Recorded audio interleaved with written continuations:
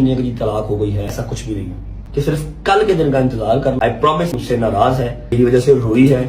ناظرین، کیا آپ جانتے ہیں کبھی کبھی انسان اپنی غلطیوں کا احساس بہت دیر سے کرتا ہے، اور جب احساس ہوتا ہے تو وہ سب کچھ ٹھیک کرنے کی کوشش کرتا ہے۔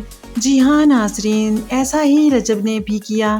رجب نے سوچا کہ اب وقت آ گیا ہے کہ وہ اپنی زندگی کی سب سے بڑی غلطیوں کو سدھار لے گا۔ وہ ایمان کے گھر کیا اس کے سامنے بیٹھا اپنی غلطیوں کا اعتراف کیا اور معافی مانگی۔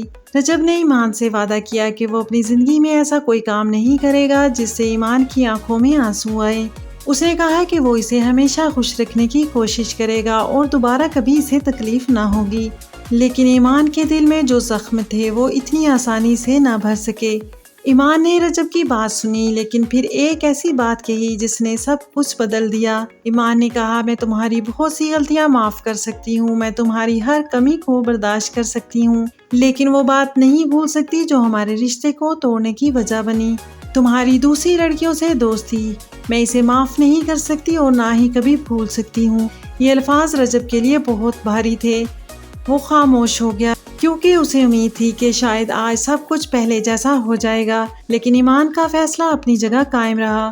رجب آخر کار اپنا سا منہ لے کر واپس آ گیا۔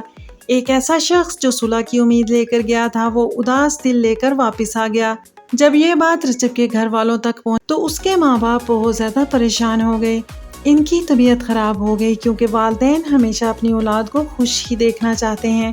یہ کہانی ہمیں ایک بات سکھاتی ہے کہ رشتے صرف وعدوں سے نہیں بلکہ اعتماد سے قائم رہتے ہیں۔ ایک بار اگر اعتماد ٹوٹ جائے تو اسے دوبارہ بنانا بہت مشکل ہو جاتا ہے۔ اب دیکھنا یہ ہے کہ کیا وقت کے ساتھ ساتھ ایمان کا دل نرم ہو جائے گا یا پھر یہ رشتہ ہمیشہ کے لیے ختم ہو جائے گا۔ آپ کی کیا رائے ہے؟ کیا ایمان کو رجب کو ایک اور موقع دینا چاہیے تھا یا پھر اس کا فیصلہ درست تھا؟ کمنٹ سیکشن میں ضرور بتائیے گا۔ اگر آج کی ویڈیو آپ کو پسند آئے تو اسے لائک کیجئے، شیئر کیجئے اور کمنٹ کیجئے، اور اس طرح کی مزید ویڈیوز کو دیکھنے کے لیے میرے چینل کو سبسکرائب کیجئے۔ خوش رہیے اور خوشیاں بانٹتے رہیے۔ اللہ نگہبان۔